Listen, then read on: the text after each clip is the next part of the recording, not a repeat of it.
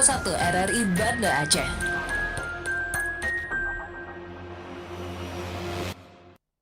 Pukul 17 waktu Indonesia Barat. Soal perjuangan ke pusat, apapun yang diminta oleh pemerintah Aceh, Dulur sebagai wakil Aceh siap memperjuangkan. Saatnya kita dengarkan dan kita saksikan Lintas 17, informasi aktual dari seluruh penjuru Aceh. Kejaksaan Tinggi Aceh menuntut 40 orang bandar narkoba dengan ancaman hukuman mati. Kabupaten Aceh Singkil Provinsi Aceh dengan menyediakan anggaran sebesar 25 miliar rupiah. Inilah Lintas 17 bersama Korwil 17 Banda Aceh.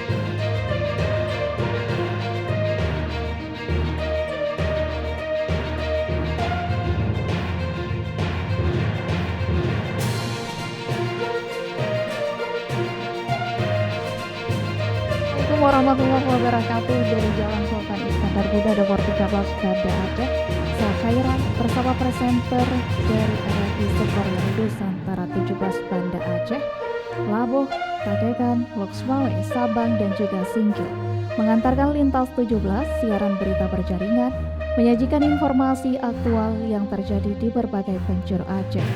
Edisi hari ini Jumat 2 Januari 2026.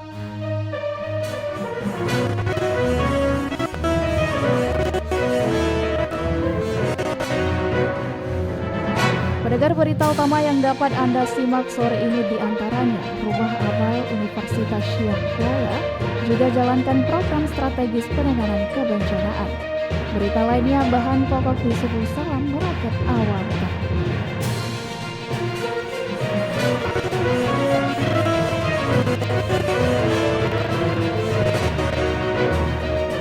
Siaran berita berjaringan ini dapat juga Anda akses melalui RRI Digital, serta turut disiarkan Radio Buddha FM Subul Salam, Merdu FM PD Jaya, Radio Sapa FM, Suara Bujang Salim Loksmawe, Radio Asalam Uwin Araniri Darussalam Banda Aceh, Radio Suara Sabang, Radio Mutiara FM PD, Radio Cempala Kuneng Aceh Timur, Radio Suluh Tamiang, serta di relay RRI Radio Rimba Raya.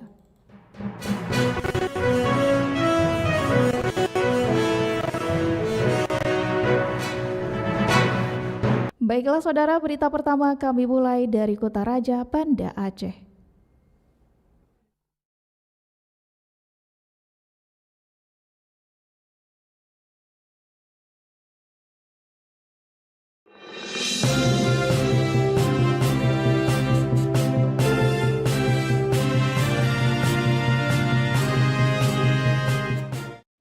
Pendengar, Rumah Amal Masjid Jabik Universitas Syekh Kuala atau USK tidak hanya berfokus pada penyaluran ZIS, tapi turut melaksanakan berbagai program strategis dalam penanganan kebencanaan. Selengkapnya dilaporkan TC Paulidia Putri. Rumah Amal Masjid Jami Universitas Syekh Kuala USK yakni lembaga amil zakat, infak, dan sedekah ZIS yang berdiri sejak 2016 menyediakan sistem dan layanan yang memudahkan para muzaki, yaitu orang atau badan yang berkewajiban menunaikan zakat. Rumah Amal mendayagunakan dana tersebut melalui program bermanfaat bagi mustahi penerima zakat. Manajer operasional Rumah Amal USK, Delia Yohana, menjelaskan dalam menyikapi kondisi bencana yang terjadi pada 18 kabupaten kota di Aceh. Pada akhir November, Rumah Amal turut melaksanakan berbagai program strategis dalam penanganan kebencanaan, mulai dari penyaluran makanan bagi korban bencana, termasuk mahasiswa-mahasiswi USK yang terdampak, layanan kesehatan gratis, penyaluran logistik, dan lain sebagainya. Rumah Amal ini adalah lembaga zakat. Jadi kita adalah Lasnas yang bernaung kepada Lasnas Salman ITB. Jadi kita sebenarnya lembaga zakat yang menghimpun infak dan zakat gitu. Jadi kegiatan-kegiatan kita ini bersifat penyaluran zakat yang memang sudah terikat dengan asnaf ya. Kalau zakat kan memang hanya bisa di 8 asnaf itu, yang fakir, miskin dan segala macam, yang terikat ke situ. Nah, prioritas kita memang ada cakupan program kita itu ada bidang pendidikan, kemudian program sosial, kemudian juga program keagamaan, kemudian juga program pemberdayaan. Delia menyampaikan ucapan mengucapkan terima kasih kepada seluruh donatur yang telah membantu korban banjir Aceh. Kontribusi ini sangat berarti dalam menjangkau korban bencana, terutama di daerah yang sulit diakses. Adapun untuk diketahui, Rumah Amal Masjid Jami USK pada tahun 2023 juga telah menjalin kerjasama dengan Lembaga Amil Zakat Nasional Lasnas Rumah Amal Salman dengan keputusan Menteri Agama Republik Indonesia nomor 854 sehingga Rumah Amal Masjid Jami USK secara resmi menjadi bagian dari Lasnas Rumah Amal Salman dengan surat keputusan pengurus Rumah Amal nomor 68 tahun 2023. Dari Banda Aceh, Tisi Melidia Putri Pro 3 RRI terus mengudara untuk Indonesia.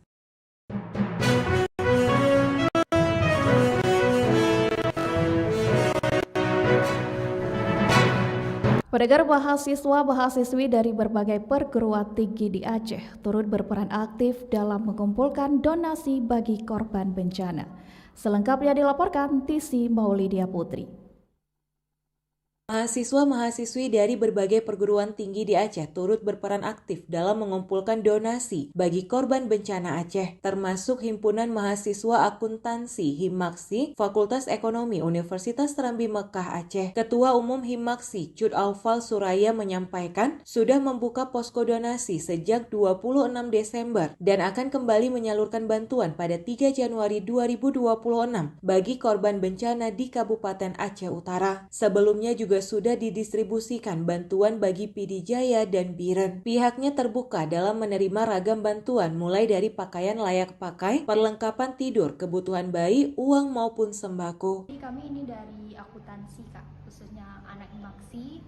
Jadi kami ini pengumpulan dananya udah jalan 1 minggu Kak, dari hari Jumat yang lalu. Kami terimanya ada yang dari bentuk uang Kak atau dana, popok bayi, alat bayi, peralatan bayi, ada baju, ada yang logistik yang lainnya Kak. Kami terima semua di sini Kak. Apa aja yang mungkin masyarakat bisa membantu kami terima di sini. Himaksi mengajak seluruh kalangan untuk membantu para korban termasuk mendukung upaya percepatan pemulihan pasca bencana. Pengumpulan donasi berpusat di Fakultas Ekonomi Universitas Serambi Mekah yang berlokasi di Kecamatan Lungbata, Kota Banda Aceh. Adapun tidak hanya Himaksi, berbagai program studi Universitas Serambi Mekah secara berkelanjutan menyalurkan bantuan kepada masyarakat di wilayah terdampak bencana. Dari Banda Aceh, Tisi Melidia Putri Pro 3 RRI terus mengudara untuk Indonesia.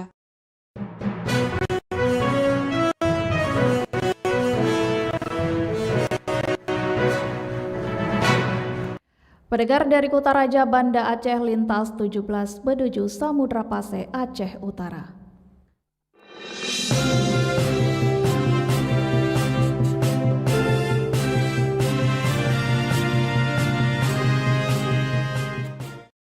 Pendengar, Dinas Perindustrian, Perdagangan, Koperasi, dan UKM Kota Luxmawe memastikan program pasar murah tetap dilaksanakan pada awal tahun 2026. Program ini menjadi salah satu langkah pemerintah daerah dalam menjaga stabilitas harga dan daya beli masyarakat. Berikut Maimun Akbar melaporkan. Kita laksanakan adalah pasar murah, insya Allah akan tetap dilaksanakan. Dan mungkin ada beberapa kegiatan lainnya yang akan kita sesuaikan dengan keadaan di tahun 2026 nanti dan sesuai dengan kondisi nanti di tahun 2026.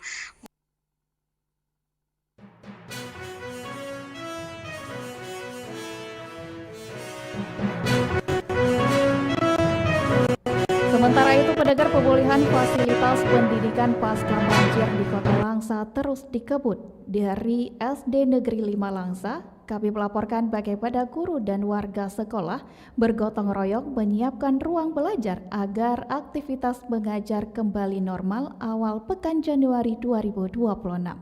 Berikut dilaporkan Aldo Dumero. Berbagai fasilitas pendidikan di Kota Langsa terus dipulihkan pasca banjir.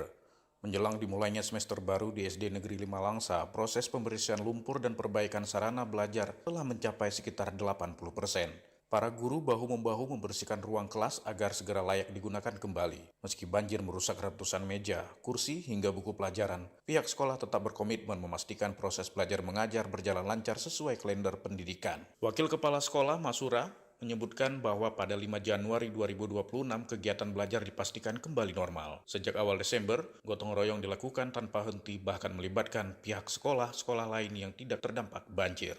Mulai dari 4 Desember itu ya Pak ya, udah melakukan gotong royong terus-menerus dan sampai hari ini.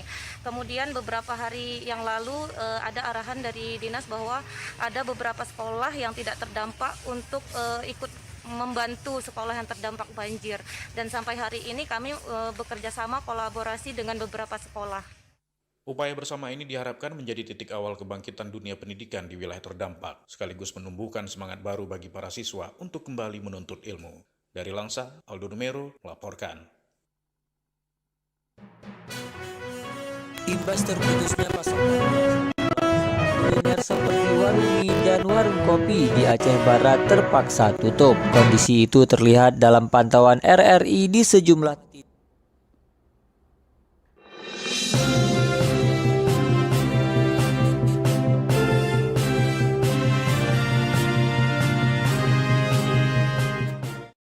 Untuk mengetahui perkembangan terkini dari pantai barat Aceh, kami sudah terhubung dengan presenter RRI Belabuh, Tama Maulizar. Silakan Anda menyampaikan berita selengkapnya.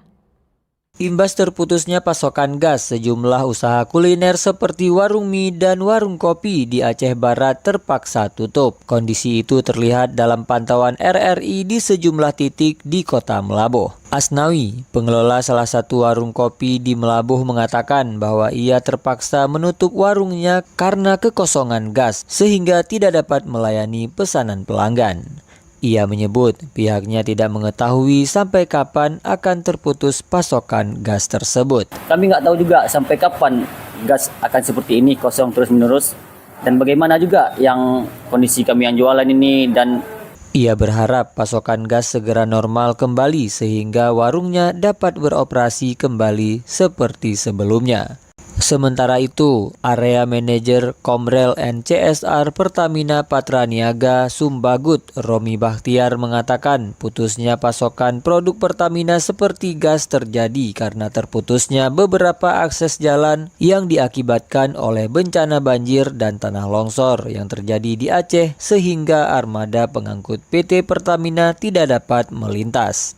Ia menyebut pihaknya akan terus mengupayakan mencari jalan alternatif untuk mensuplai produk-produk Pertamina ke Aceh melalui terminal-terminal lain supaya rantai distribusi dapat berjalan lancar kembali. Reporter RRI Melabuh, Tama Maulizar melaporkan. Anda sedang mendengarkan Lintas 17 dari Korwil 17 Banda Aceh.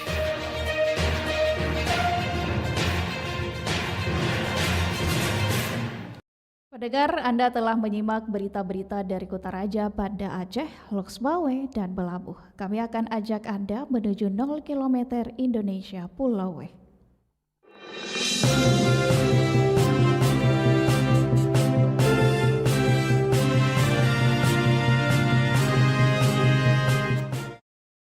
Dari Sabang, saudara, kunjungan wisatawan domestik ke Sabang menurun sementara wisatawan mancanegara khususnya Malaysia tetap stabil. Selengkapnya dilaporkan Irzam Maulana. Iya, sangat berdampak. Selalunya kalau kita wisata akhir tahun macam ni, itu di Pulau Rubiah tu kita antri untuk snorkeling. Momentum libur tahun baru di Kota Sabang diwarnai dengan pemandangan yang sangat kontras. Di satu sisi, objek-objek wisata unggulan tampak lenggang dari kerumunan wisatawan domestik akibat rentetan bencana alam di daratan Aceh. Namun di sisi lain, minat wisatawan mancanegara khususnya dari Malaysia justru menunjukkan tren yang stabil dan menjanjikan. Ketua Kelompok Sadar Wisata Port Darwis Sabang, Tarmizi, saat diwawancarai RRI mengungkapkan kondisi tahun ini sangat kontras dibandingkan periode sebelumnya. Jika biasanya kunjungan harian saat Nataru mencapai 600 hingga 1000 orang, kini jumlah wisatawan merosot tajam dan hanya berkisar di angka 100 orang perharinya. Di mana kondisi dari saudara-saudara kita yang kena musibah itu daerah daratan sana agak ribut kalau tamu mau ke sini. Jadi memang tahun ini memang terlalu memang sepi kalau kita bilang. Itu sampai kemarin saja mungkin tamu yang di luar Sabang, mungkin jangan sama orang Sabang, mungkin 100 orang lebih kurang yang datang ke Ibu. Per harinya, Pak? Per hari. Biasa kan tuh per itu 700, 600 orang. Itu maksudnya. Tapi ini ada sampai angka 1000 mungkin.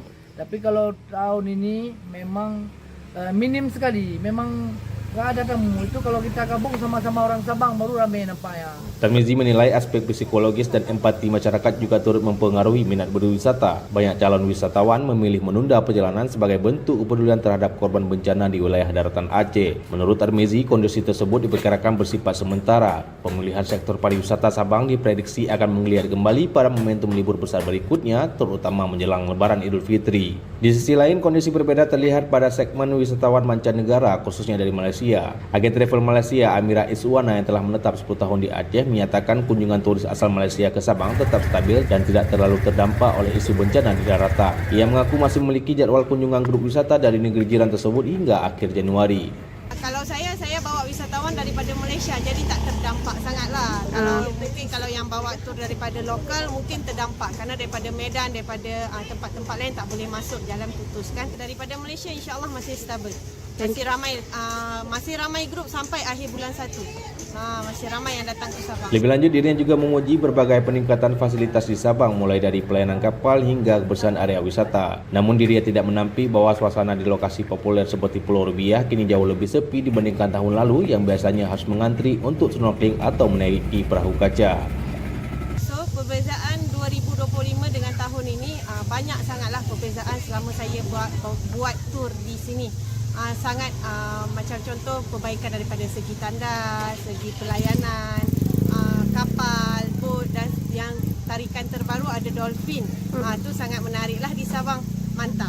Sepinya objek wisata di Sabang pada libur tahun baru ini menjadi cerminan empati publik terhadap musibah di daratan Aceh. Pada saat yang sama, stabilnya kunjungan wisatawan mancanegara menghadirkan secercah harapan bagi roda pariwisata daerah paling barat Indonesia itu. Demikian Ilzam Maulana melaporkan.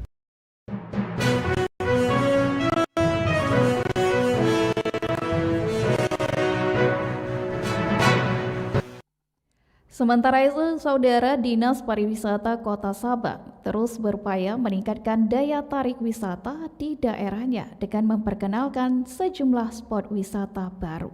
Selengkapnya dilaporkan Razi Arda.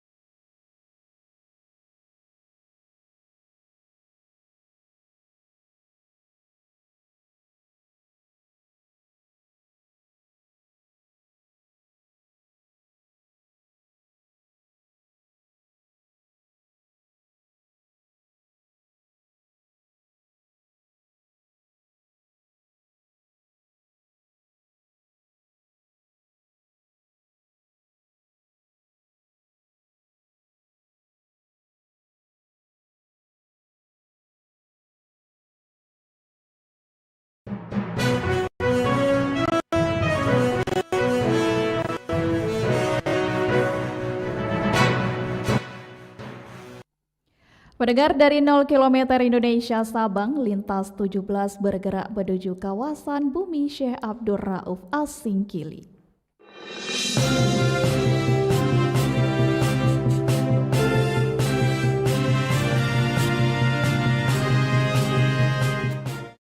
Pendengar, Polres Singkil ungkap sejumlah kasus kriminal yang dilaporkan oleh Salihin Barus.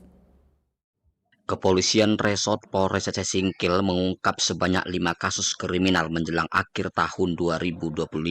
Kepala Kepolisian Resort Kapolres Aceh Singkil AKBP Joko Triyono menjelaskan kelima kasus kriminal tersebut, mulai dari kasus pencurian dengan kekerasan dan pencurian berat, kemudian kasus penganiayaan, selanjutnya kasus dugaan jarimah jinah hingga kasus pencopetan.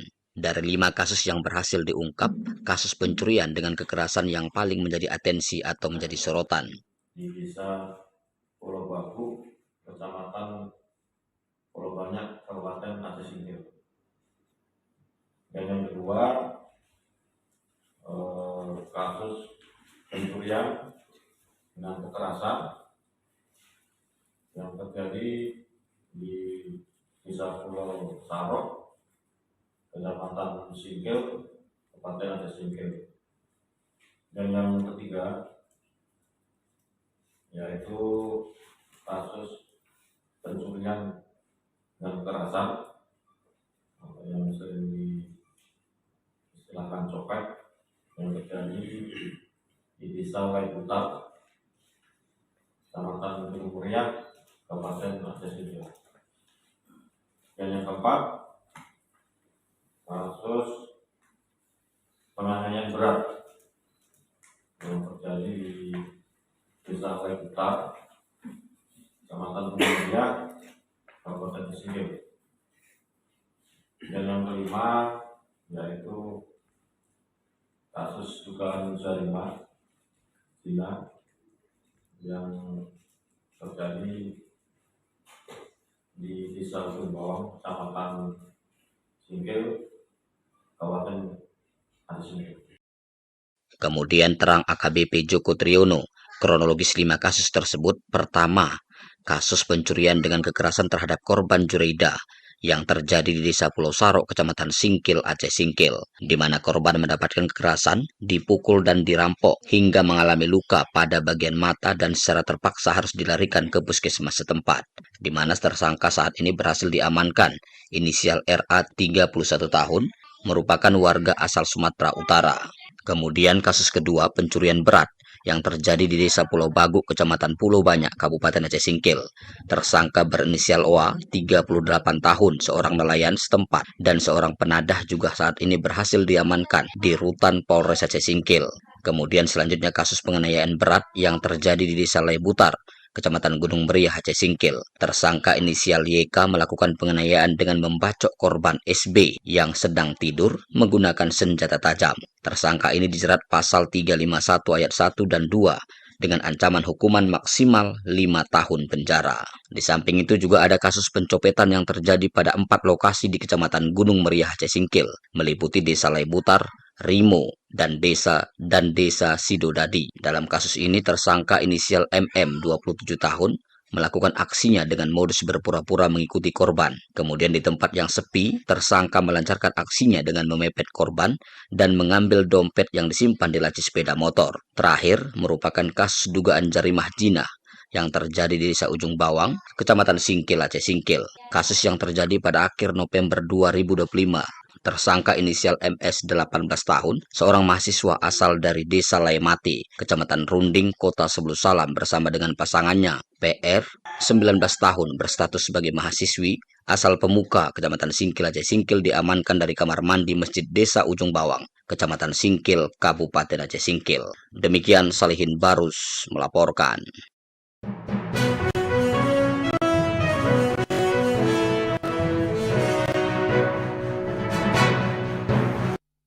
Pendengar, masih dari RRI Singkil, harga sejumlah bahan pokok di pasar harian Kota Sebelu Salam Aceh naik signifikan, terutama cabai rawit yang tembus Rp80.000 per kilogram.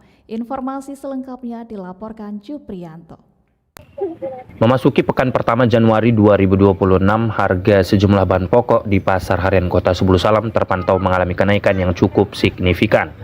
Kenaikan paling mencolok terjadi pada komoditas cabai rawit yang kini menembus angka Rp80.000 per kilogram, melonjak 100% dari harga sebelumnya yang hanya Rp40.000 per kilogram. Tak hanya cabai rawit, harga cabai merah juga merangkak naik ke angka Rp45.000 per kilogram dari harga normal Rp30.000 per kilogram. Gemisah, salah satu pedagang di Pasar Harian Kota Sebulu Salam, mengungkapkan tren kenaikan ini merupakan siklus tahunan setiap momen pergantian tahun. Yang menyebutkan hal itu terjadi karena akibat menipisnya stok di tingkat pengepul, sementara permintaan masyarakat mengalami peningkatan. Harga cabai merah berapa, Bu, ya? 12 seperempat. Kalau sekilo? Apa? 45 kami jual. Kalau biasanya, Bu? 25 ya. Harga kemarin 30. 30 ya, Bu, ya? Hari ini mahal, hari ini 45. Kalau untuk cabai rawit? 80. Ada kenaikan, Bu, ya? Naplak 60. Cabai rawit ini, Bu, sebelumnya harganya berapa? Sekarang kan 40. Ini kan tahun baru ini naik lah 80. Apa yang membuat naik biasa? Tahu juga kita, beri Pak, sedikit bawa orang dari sana. Oh. Nggak banjir kan? Mahal dalam mobil sana. Nggak tahu juga. Bawang. Kalau untuk bawang merah, Bu? Kalau tomat? 8.000 sekilo. Aku nih lihatnya kalau mahal masih barang. Berarti untuk tahun baru ini masih naik semua, Bu, ya? Selain kelompok cabai, harga bawang merah kini juga dibanderol Rp50.000 per kilogram. Disusul tomat di harga Rp8.000 per kilogram. Kenaikan harga juga menyasar di komoditas protein, di mana harga ayam potong kini mencapai Rp48 hingga Rp55.000 per kilogram. Padahal sebelumnya harga ayam potong masih berada di kisaran Rp35 hingga Rp38.000 per kilogram. Untuk hari ini, Bang, harga ayam berapa, Bang, per kilo? 48, Bang. 48, Bang, ya? Bang, mau kena makan kan. Berarti, Bang, ada kenaikan, Bang, ya? Kenaikan, Bang. Itu untuk jenis ayam apa itu, Bang? Ayam putih, Bang. Kalau untuk ayam merah, Bang? Ayam merah pun naik, Bang. Berapa, Bang? Saya dia 45, 55. Naik semua, Bang, ya? Para pedagang dan warga berharap pasokan kembali stabil agar harga kebutuhan dapur di Kota Sebulu Salam dapat segera kembali normal. Demikian, Juprianto melaporkan.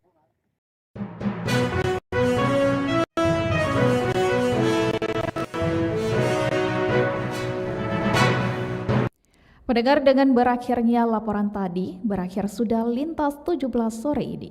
Berita utama dari RRI sewilayah batas Selasar Korwil 17 Banda Aceh. Atas perhatian Anda, kami ucapkan terima kasih. Wassalamualaikum warahmatullahi wabarakatuh. Sekali di udara, tetap di udara. Demikian Lintas 17 sore ini. Produksi Korwil 17 Banda Aceh.